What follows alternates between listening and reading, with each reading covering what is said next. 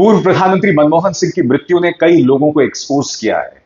जी हां, वो लोग जो प्रधानमंत्री मनमोहन सिंह के प्रधानमंत्री रहते हुए उनका मजाक उड़ाते थे या उनका प्रधानमंत्री पद से हटने के बाद उनके बारे में भद्दी फिल्में बनाते थे, आज उनके लिए घड़ियाली आंसू बहा रहे हैं। उसकी मैं चर्चा करूंगा दोस्तों, क्योंकि कई पात्र सामने उभर कर आ रहे हैं। मगर मैं आपसे एक सवाल पूछना चाहता हूं, क्या कांग्रेस कहेगी उसी के बाद भारतीय जनता पार्टी सरकार पूर्व प्रधानमंत्री मनमोहन सिंह के लिए स्मारक के लिए, मेमोरियल के लिए तैयार होगी? प्रियंका गांधी वाड्रा ने बाकायदा यह खत लिखा था और इस खत में उन्होंने पूर्व प्रधानमंत्री मनमोहन सिंह की उपलब्धियां गिनाई थी। यह खत उन्होंने प्रधानमंत्री नरेंद्र मोदी को लिखा था।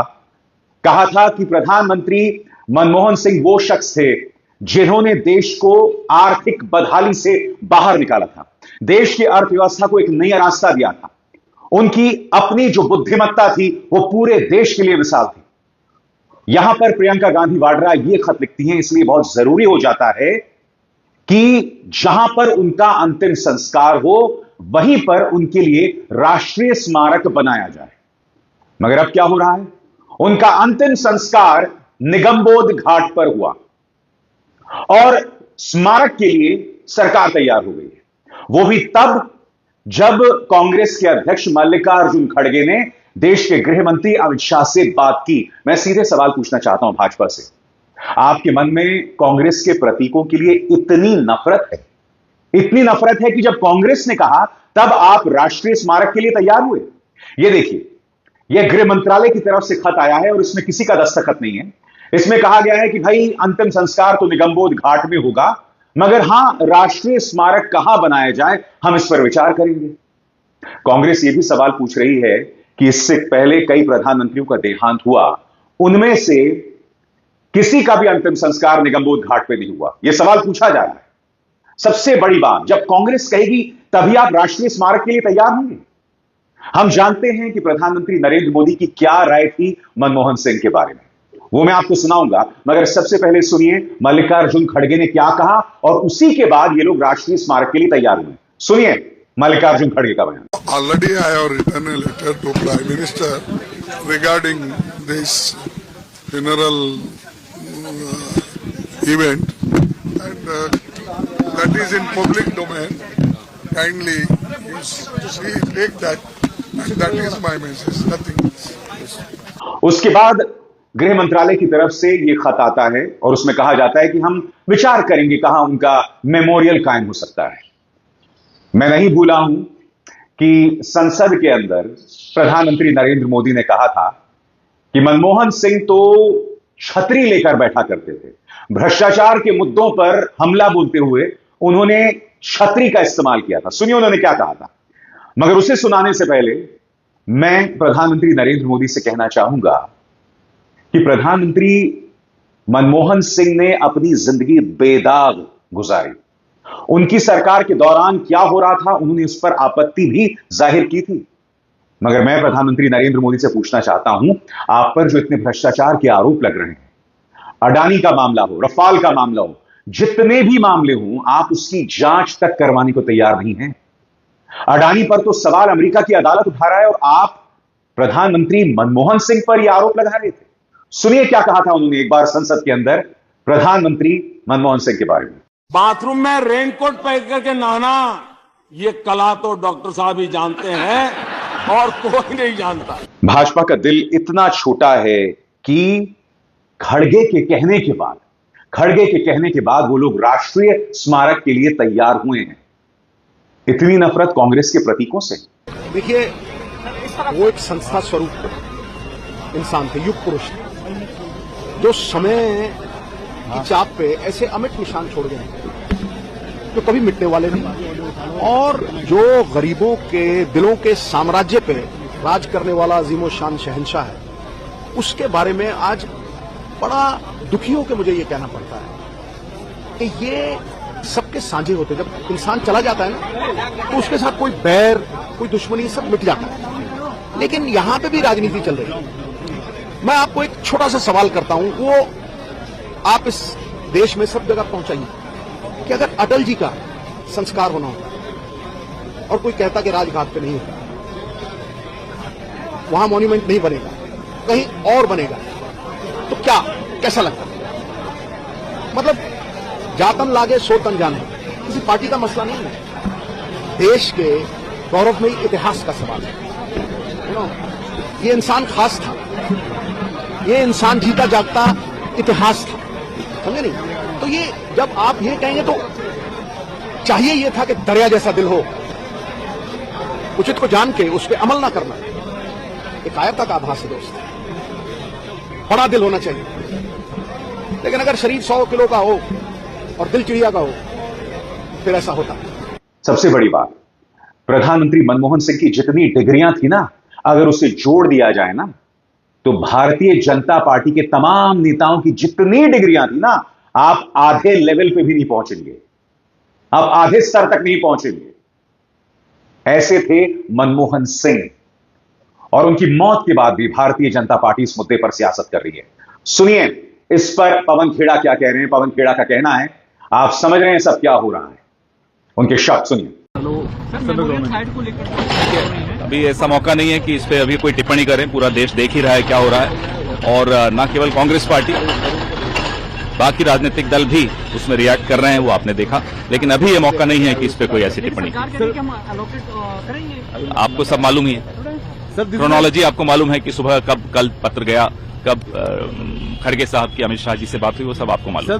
Do you think this is a sort of disrespect? Well, I don't want to comment. This is not the right occasion to comment or to indulge into any kind of politics. But the entire country is watching what has happened. Actually, then what is the stand of central government now? Well, ask them. और आज कई लोग खुद को expose कर रहे हैं। आपके स्क्रीन पर ही हैं अन्ना हजारे। इन्होंने अन्ना आंदोलन किया था। यह बात अलग है कि पिछले 11 सालों में इन महाशय को अब कोई भ्रष्टाचार नहीं दिखाई देता। अब ये क्या कह रहे हैं, इस पर गौर कीजिए। उन्होंने कहा कि मनमोहन सिंह ने हमेशा देश के बारे में सोचा, उनकी एक बड़ा योगदान था देश की अर्थव्यवस्था के प्रति। मैंने भ्रष्टाचार के खिलाफ एक आंदोलन किया था जब वो प्रधानमंत्री थे, और मैंने उनसे कई बार मुलाकातें की थी। अब जाकर इनका मुंह खुल रहा है। सुनिए क्या कहा इन्होंने। आदमी जन्म में आता है, जाता है, कौन गया किसी को पता नहीं, कौन आया कौन गया। कुछ लोग ऐसे हैं कि वो अपने यादगार हमेशा पीछे छोड़ जाते हैं, समाज के लिए कुछ करके अपने यादगारी बाहर छोड़ते हैं। मनमोहन सिंह के बारे में समाज और देश के बारे में हमेशा सोचते हैं। इसके कारण अर्थव्यवस्था, इस देश की अर्थव्यवस्था जो बदल दी, उसमें मनमोहन सिंह जी का बहुत बड़ा योगदान है। पूरे देश की अर्थव्यवस्था बदल गई और हमारे देश के लिए एक नया दिशा मिल गई। देश प्रगति पथ पर आज भी चल रहा है। तो ये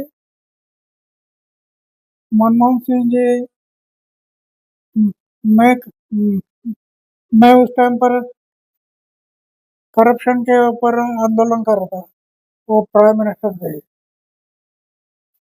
2 बार दिल्ली में उनके घर पर मीटिंग हो गई और झट से निर्णय ले लिया। इस आंदोलन से कई लोग सामने भर कर आए थे, जिसमें अरविंद केजरीवाल, अनुपम खेर, कुमार विश्वास, सबको अन्ना आंदोलन का भरपूर फायदा हुआ। आज ये सब मनमोहन सिंह को याद कर रहे हैं। हंसी आती है दोस्तों।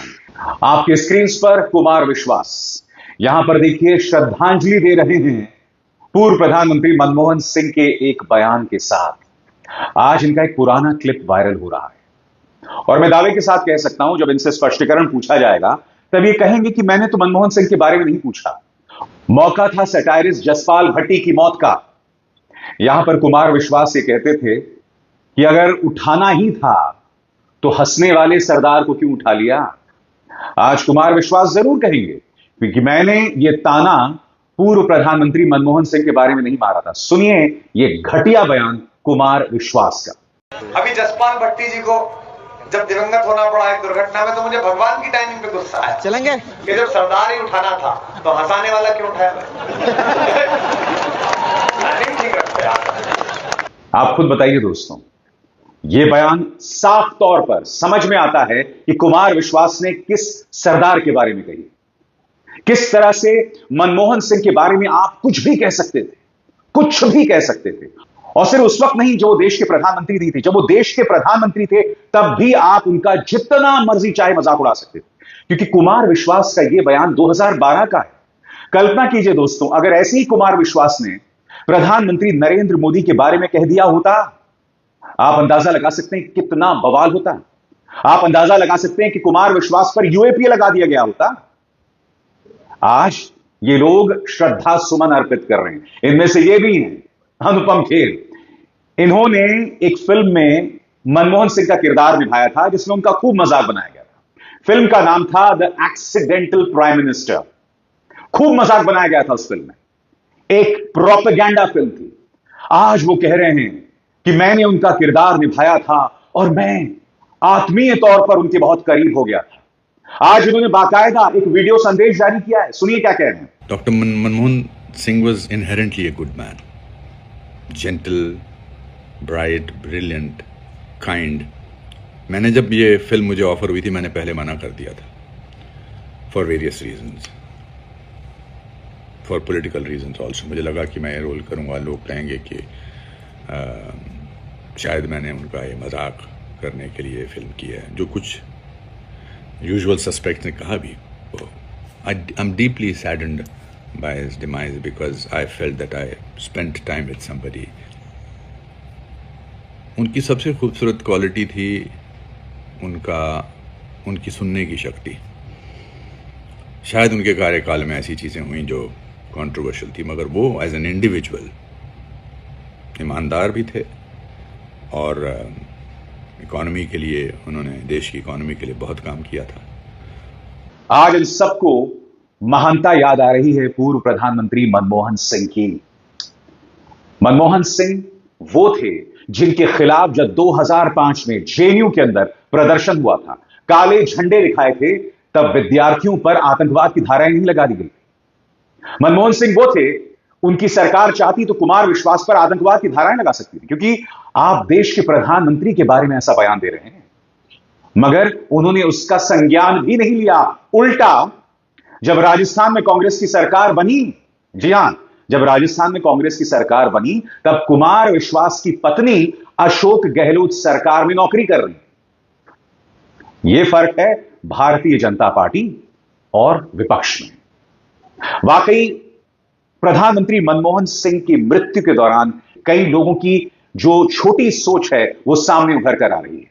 सबसे शॉकिंग बात, एक तरफ पूर्व प्रधानमंत्री मनमोहन सिंह के लिए भारतीय जनता पार्टी घड़ियाली आंसू बहा रही है, और दूसरी तरफ उनका पूरा प्रचार तंत्र, अगर आप ट्विटर पर देखें, फेसबुक पर देखें, तो पूर्व प्रधानमंत्री मनमोहन सिंह को अब भी बदनाम किया जा रहा है, अब भी इन पर निशाना साधा जा रहा है। मैं बीजेपी से पूछना चाहता हूं कि तुम लोगों ने ज़ॉम्बीज की कैसी सेना खड़ी कर दी है, जो इस मौके पर भी एक दिवंगत प्रधानमंत्री, वो प्रधानमंत्री जिनका एक बहुत ही ऐतिहासिक योगदान था इस देश की अर्थव्यवस्था के प्रति, उनके बारे में अनर्गल बातें कर रहे हैं। पूरा प्रचार तंत्र लगा हुआ है, और वो क्या कह रहे हैं मैं नहीं बताना चाहता हूं, मगर अगर आप ट्विटर खंगालेंगे, फेसबुक खंगालेंगे, तो आपको सामने उभर कर आ जाएगा। थोड़ी बड़ी सोच रखिए, इस तरह की टुच्चई मत दिखाइए। मगर जो पॉलिटिकल पार्टी उन्हें कहने के बाद स्मारक देती है, उसके बारे में क्या ही कहा जाए। अभिसार शर्मा को दीजिए इजाजत।